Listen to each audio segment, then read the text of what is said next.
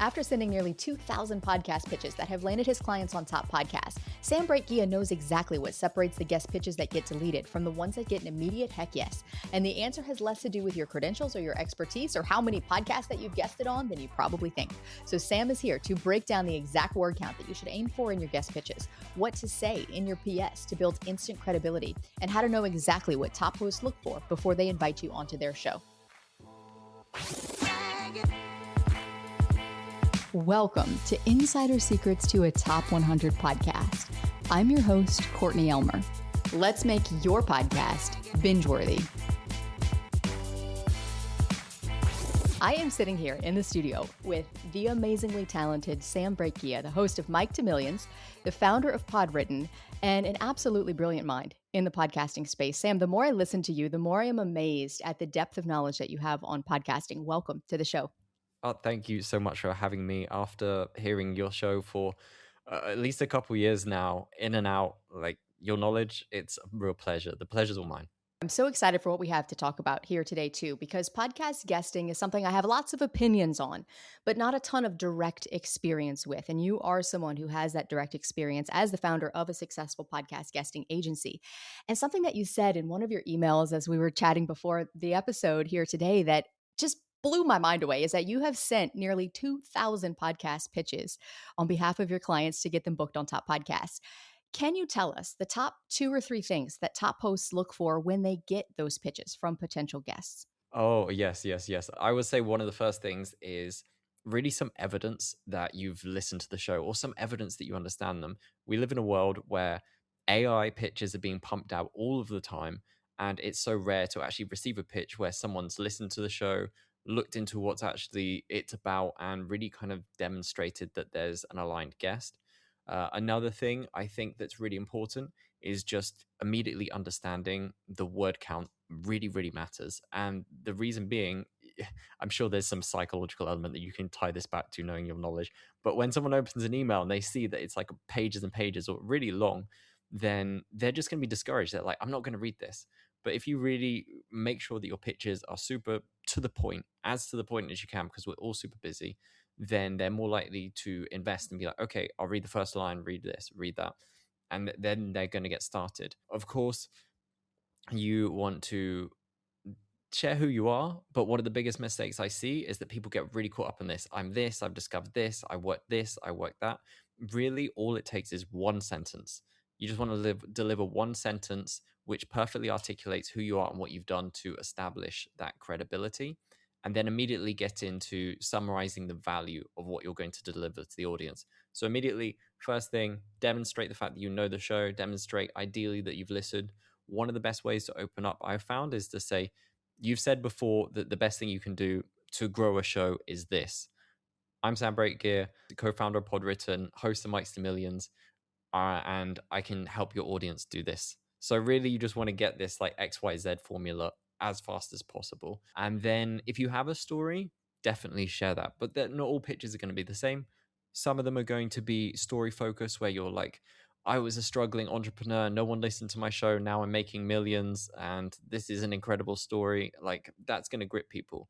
You don't necessarily want to make the whole pitch about that, because there's going to be takeaways, unless you're pitching to a story focused podcast where no one's listening for takeaways, they just want to hear someone's story. But that comes back to the understanding the audience at the beginning. If you don't have a story, then just get into the focus of what's the value you're going to deliver. Then you want to add some bullets. Make sure those bullets are quick, easy to read, really deliverable takeaways. And then a PS. Ideally, that PS will include past shows that you've been on. So you can check me out on this show to see what I'm like as a guest. Ideally, you want to keep that to 300 words, maybe 350 words. So this is a combination of what I've found from speaking with hosts over the past 2 years, and also from the thousands of pitches that we've sent out. Well, the pitch that you sent us, Sam, inviting me to be on your show was something that my assistant reviewed and immediately said yes to. And she knows how particular I am about who we say yes to. There is very few people who get like an immediate yes from us. And even though I couldn't do it at the time that you had said, I'd love for you to come on my show this quarter, I was like, but how about next quarter? Because this really grabbed our attention. And then I went back and I read it as we were preparing for this interview and also my interview on your show. And I was really amazed because it was genuine. It was thorough. It was readable, And it hit all the points that you've just walked us through here. You mentioned the 350 words. Is that just for the PS or is that the total email? Like your total word count would be Total 350. email word count. Ideally, you want to keep it to that. We do find that, like, we try to keep it to 320, maybe 330 words, because really the shorter the better. If you can do it in like 250, do it. First of all, you don't want to take up their time because everyone's busy. Everyone wants things done immediately. We live in this immediacy kind of thing, and you just want to make sure that they get what they need as fast as possible so they can say yes. Yeah, that's a great point too. Just with how fast, how many emails hit our inbox in a day. Everyone is just moving so quickly. We're trying to clear that inbox, and we're just skimming things at best. And it is true. And I'm guilty of this on the other end, the worst end of this spectrum, which is I send too long of emails. I'm like, I try to get it all in there and like, wait a minute. Oh, take a page out of Sam's book here, guys. Like, send a shorter email. But also, something that you did with the 2,000 pitches that you have sent, you have analyzed those and glean some insights and takeaways that we could all learn from to send pitches that get read and replied to. And I want to dig into that. But before we do, something that my dad has always drilled into my head from a very young age is begin with the end in mind. Begin with the end in mind. And for most people who approach podcast guesting, a clearly defined goal for what they want to get out of guesting is fuzzy at best, it's non existent at worst, or in most cases. How do you recommend we go about clarifying our goals so we know exactly what we want to get out of our podcast guesting appearances? Yeah, definitely, because this is going to drive everything that you do. I know that you've spoken about podcast guesting on the show before, and one of the things that was mentioned with the guest that you spoke with is about your CTA, and like what you're looking to achieve is going to be the foundation of the shows that you go for, because you need to know, okay, am I trying to sell my book? Because if I'm trying to sell my book, I need to know who's going to be reading my book and go after those audiences. Am I trying to sell a course? Do I have a retreat coming up? Like, what is it that I'm trying to sell and who is going to be buying it? And then you're going to focus on who are the audiences that I'm going to speak to. So that is absolutely necessary. Some people aren't always trying to sell stuff. Some people are trying to grow their show, much like you've mentioned, or they're trying to get new clients for something in particular. So there's a real variety of reasons. Maybe they just want to establish credibility. They just want to grow their social media. So there's lots of them, and I think that podcast guesting can tick all of these boxes, some better than others, I will admit. But there's so many opportunities to achieve so many of these goals that I feel like if you go in just being like, you know what, I'm just going to try and grow my podcast with podcast guesting. Great. Like, you might struggle a bit because I feel like if you just go in thinking that, then one, you're going to have a hard time because you're like, oh, this isn't necessarily like what I thought. But at the same time, you're going to miss so many other opportunities. There's so many other ways that it can benefit you. If you just look at it as like, I'm going to achieve this one thing, absolutely. That you should make a priority of being like, this is going to be the North Star. This is what we're going to strive towards. But there's so many other things that we can tick off. There's so much more value we can get along the way. This is such an important thing to talk about out the gate because there's this huge elephant in the room that a lot of podcasters who are listening to this show right now have tried guesting. Many of us have guested on other podcasts. Some of us have approached it with a lot of intention. I'm going to go on a podcast guesting tour. I'm going to do X amount of shows in X amount of time. Some of us just kind of take the invitations that come that are interesting to us. We show up on those shows. But a lot of hosts don't see a significant change in numbers on the back end. And Sam, something that you have said is that podcast guesting is not going to automatically drive new listeners to your show, but that it can when it's done correctly. Can you tell us more about that? Yeah, definitely. So, first of all, like, I know that might sound strange, me being like the co-founder of a podcast guest booking agency, but yeah, it doesn't automatically drive new listeners. What you need to really do, or need to accept and look at, is that there are two things that are going to influence this, which is size and alignment of the audience. And when I say about like size, for example, there is one client that I've worked with, Zach Brittle. He's the host of Marriage Therapy Radio. We got him booked on a really big show, Mental Illness Happy Hour. It has 70,000 monthly listeners. And we've got him booked on other shows before, and we've got our clients booked on shows before. But this was a particularly big show. And because of that, the moment the episode went live, we saw hundreds of new listeners, hundreds of new downloads come to his show because of that. And obviously that's a case where this did work. That really did work. Like, we did get a lot of new listeners to his show because of that. But I also realized that your listeners maybe can't every episode and every week and every month get on a show with 70,000 downloads. But at the same time, I know your listeners are also very interested in securing clients and promoting their business. And that's a lot of the motivation that causes people to want to grow their show. So really, if we look at that and say, okay, if we look past like maybe what you're trying to secure downloads for and look at the fact that like you want clients, well, the good news is you don't need to be on big shows to secure that. In fact, another relationship therapist client that we worked with all types of health and wellness professionals and businesses, but these are just two examples that happen to be relationship therapists. EJ and Tara Kerwin, they are the hosts of Relationship Renovation. They went on a show called Blended Family Breakthrough, and it was by far not the biggest show that they've been on, but they are relationship therapists and they have a blended family themselves. And they spoke to this audience, this really niche podcast, which is all about blended family therapy. And because it was so well aligned for them, they got multiple clients from this feature. So again, not their biggest feature, but definitely probably one of the best for ROI. Again, Zach, who I mentioned earlier, Zach Brittle, he went on another show, super well aligned for his topic. Not his biggest feature, but it brought him clients as well. So I think the important thing is most people come to us, or lots of people are like, I want to be on Mel Robbins, I want to be on Huberman, I want to be on all these big shows. And yeah, maybe that's probably going to help your downloads, certainly. But the reason most of us are looking for downloads is because we want to bring us closer to our business goals. And you don't need to go all the way, you don't need to go on Mel Robbins to move your business forward. You can do that with really niche, really well aligned podcast guest appearances. Yeah. So what I'm hearing is bigger is not always better. And this is interesting too, Sam, because I have heard from a couple of people that have gone on Entrepreneurs on Fire, EOF. And that's a podcast that you have to pay to be on. And you're not paying like a few $100s to be on, you're paying a few $1,000s to be on. There is a huge audience there that listens to that podcast. And I have heard from some of those people who say, I didn't sell a single book.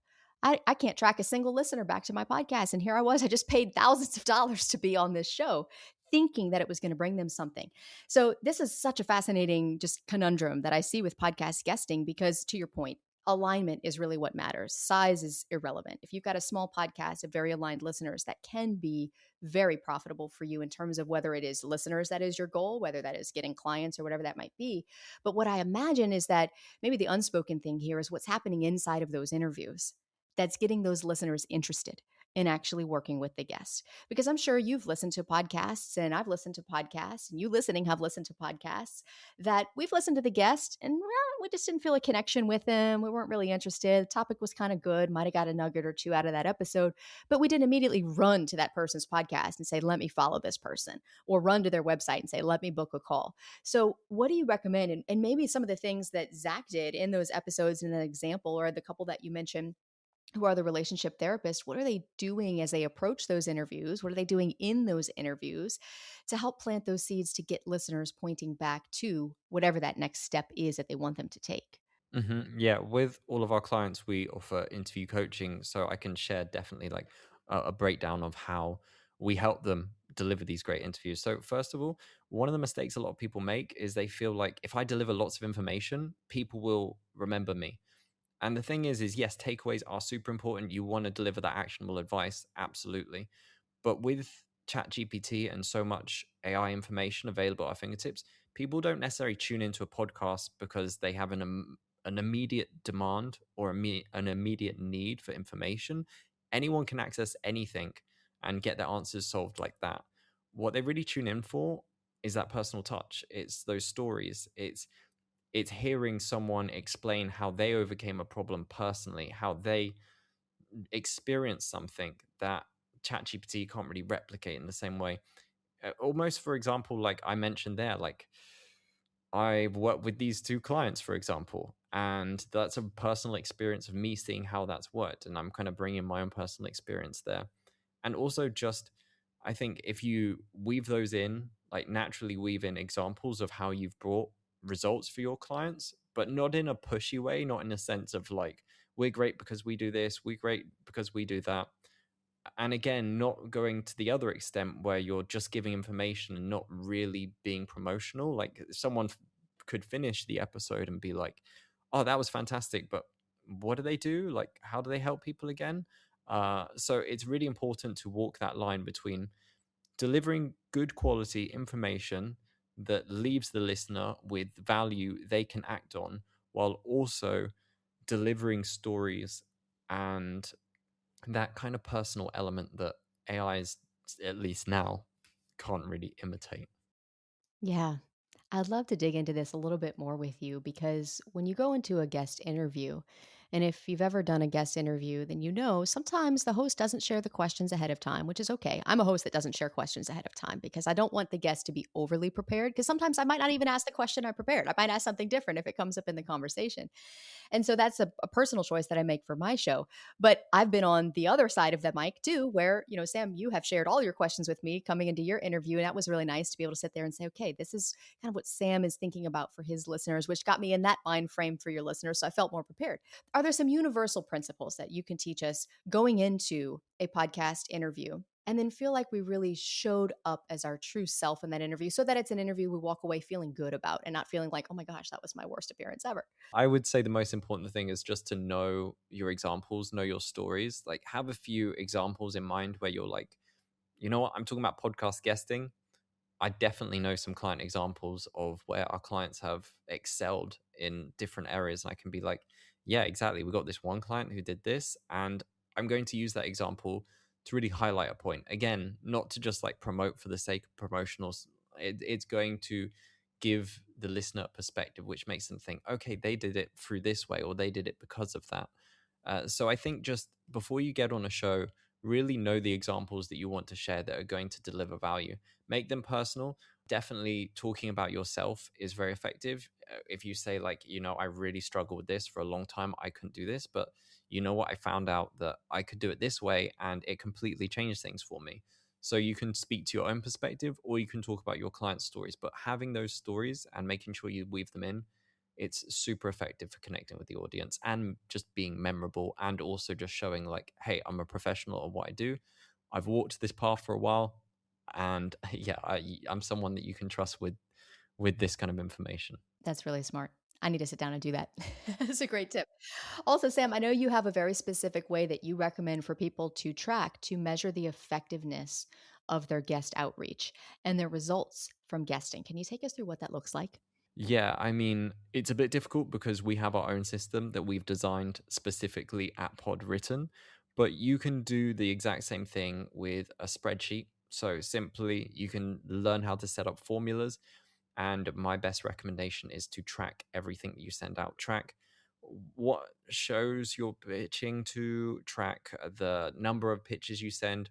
But one of the approaches that we take here is we approach different audiences for different segments. So for example, if someone is coming to us with a book and we can see, okay, you know what, this is a book is applicable to people in relationships, people with addiction, people who are maybe going through menopause. I know those are three different random categories, but there might be like a loop that like or a linking thread that connects them all. And we're going to say to ourselves, you know what, we're going to create the same kind of pitch or the same approach with the same intention, but we're going to target these three different audiences. Then you should go out and do outreach to these audiences and understand like where is this message resonating. And if you track that, you can see, okay, so in our case, for example, we'll see the menopause is booking at a booking rate of 20%. That means every 1 in 5 pitches we send out, we know that we're going to get a yes. The other one is booking at a rate of 10%. So that's not doing as well. Let's double down on the menopause. Let's drop the addiction one. Relationship, it's doing 15%. So let's see how we can tweak that. Maybe we can improve it. We make some improvements. Suddenly it goes up to 30%. So as long as you're tracking your numbers of everything that you're sending out, and we do this at a really granular level to in so many different ways with the system that we've designed. And I'm pretty sure you could probably do the same in a spreadsheet. We don't use a spreadsheet, but I'm sure maybe there are some Excel or Google Sheet nerds out there that are probably like, yeah, I can do that. I don't know. But that's the best thing to do. ChatGPT can write the formula for you, have Yeah, some yeah, sort yeah. of tracking in place.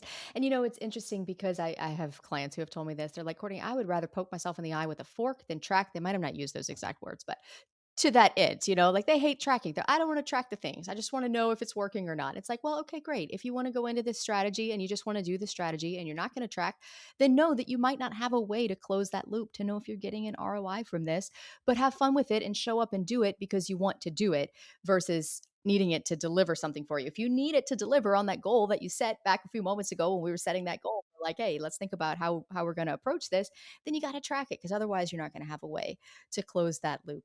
Sam, something we didn't get to cover in this episode, which I'm very excited to dig into with you in the next episode, is what to do with all the connections that you make from podcast guesting, because that's where 80% or more of the conversion actually happens. And if you're listening right now, thankfully, Sam has agreed to join us back for a bonus episode where we're going to unpack this in just a moment. So, Sam, thank you so much for being here today and for all the wisdom that you've shared with us. Again, my pleasure. Thank you, Courtney. And if you found this episode helpful and you enjoyed learning from Sam, go follow his show and drop a comment or leave a review to let him know. Just type in Mike's to Millions wherever you listen to podcasts and then stick around, because most people think that landing the podcast guest interview is the win, but it's not. And if your podcast guest appearances haven't led to more clients or more referrals or repeat invitations, you're going to want to hear what Sam has to share next. He's going to hand you his strategy that will help you turn a single guest appearance into a network of referral partners and long-term business relationships. So if you love podcast guesting, but you want more ROI from those guest appearances, head with us to the next episode and let's make your podcast binge-worthy.